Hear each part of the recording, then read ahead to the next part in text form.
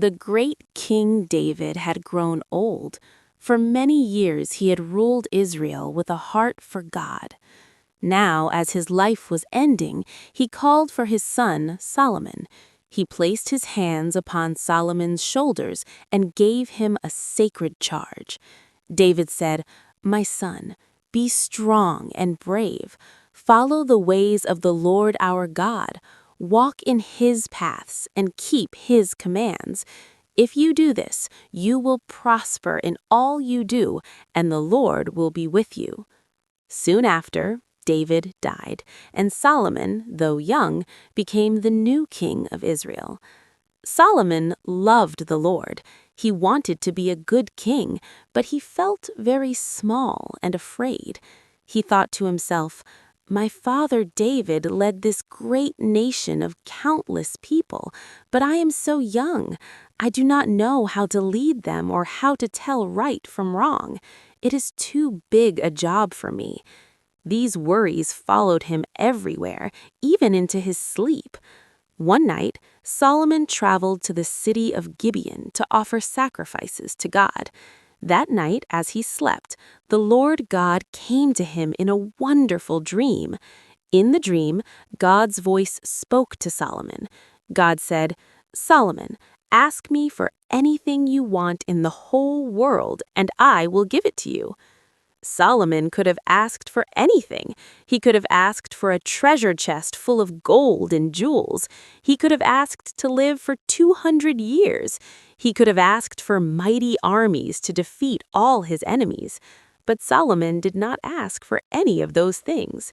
He thought about the people he was supposed to lead. He remembered his father's words. In the dream, Solomon answered God. He said, "Lord, you were so kind to my father David, and now you have let me be king after him. But I feel like a little child who does not know his way. I am king of your chosen people, and there are so many of them they cannot be counted. Please, give me an understanding heart. Give me wisdom so I can rule your people well and know the difference between good and bad. For who can lead this great nation without your help?" God was very pleased with Solomon's answer. Solomon had not asked for a long life or riches or victory over his enemies. He had asked for wisdom to help other people. God smiled upon Solomon in the dream. God said, "Because you have asked for this wise and understanding heart, and not for a long life or riches for yourself, I will give you what you have asked. I will give you a mind so wise and understanding that no one before you has ever been like you, and no one after you will ever be as wise." God continued to speak, granting even more blessings. "And I will also give you what you did not ask for. You will have more wealth and honor than any other king in your lifetime. If you follow my ways as your father David did, I will also give you a long life." Then the dream faded, and Solomon awoke. He knew it was not just a dream. He felt God's promise settle in his heart like a quiet, sure song. Solomon returned to Jerusalem, the city of his father David. He stood before the sacred Ark of the Covenant and offered thanks to God. Not long after, a chance came to use the wisdom God had given him. 2 women were brought to the king's court. They were both very upset and crying. One woman held a tiny baby boy.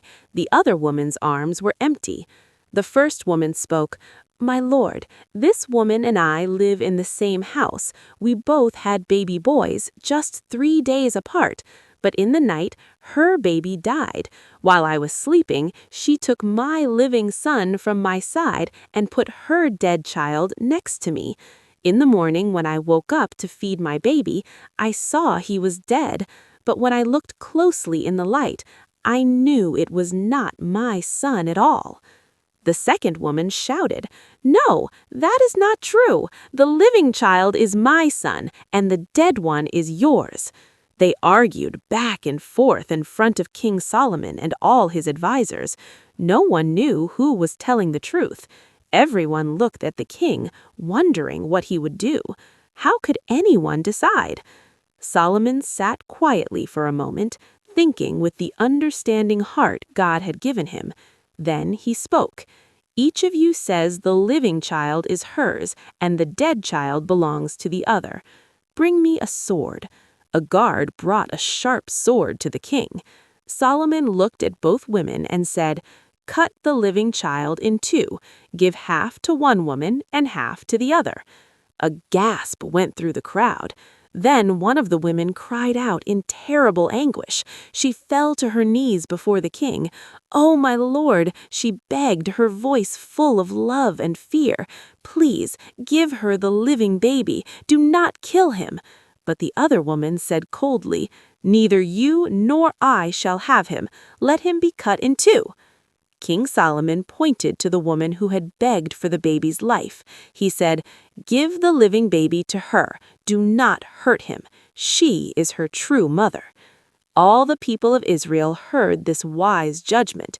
They saw that God had given Solomon great wisdom to do what was right and fair. They respected their king deeply and felt safe under his rule. God kept every single promise he made. Solomon's wisdom grew and grew. He became famous all over the world. Kings and queens from distant lands traveled for months just to hear his wise sayings and to ask him hard questions. He spoke thousands of wise proverbs and songs. He understood everything from the tiny cedar tree to the great hyssop plant that grows from a wall. He taught about animals, birds, reptiles, and fish. His wisdom was like a deep, wide river that everyone came to drink from. And God also gave Solomon the riches and honor he had promised. Silver became as common as stones in Jerusalem. Solomon built a magnificent temple for God, just as his father David had wanted. He built a beautiful palace for himself. His kingdom was peaceful, powerful, and very, very wealthy. For many years, Solomon ruled with the understanding heart he had asked for, and Israel was happy and strong. As the years passed, King Solomon had everything a person could want. He had more wisdom than anyone on earth. He had more gold and silver than all the other kings. He had a magnificent palace, beautiful gardens, and great cities. He had hundreds of wives, many of them princesses from other nations who wanted to make an alliance with the wise and wealthy king. But this was where Solomon made a terrible mistake. He forgot the condition God had given him long ago in the dream. God had said, "If you follow my ways as your father David did, I will give you a long life." Solomon's many wives came from nations that did not worship the one true God. They brought their idols and their gods with them. To please them, Solomon, in his old age, did something very foolish. He began to build places for these foreign gods. He built altars where his wives could burn incense and make sacrifices to statues of wood and stone. The man who had once asked only for an understanding heart to follow God now allowed other gods into the land. He stopped following the Lord with all his heart. This made God very sad and very angry. The Lord appeared to Solomon a second time. He said, "Because you have done this and have not kept my covenant, I will surely tear the kingdom away from you. I will not do it in your lifetime for the sake of your father David, but I will tear it away from your son. I will leave him one tribe for the sake of David and for the sake of Jerusalem, the city I have chosen." The great kingdom of peace and wisdom that Solomon had built would not last. It would be divided because the wisest man on earth forgot the most important thing. He forgot to keep his heart loyal to the God who gave him everything. Solomon's story teaches us that even the greatest wisdom is an empty treasure if it is not used to stay close to the God who gives it. It is a story of a wonderful wish, a wonderful gift, and a warning about a heart that wandered away.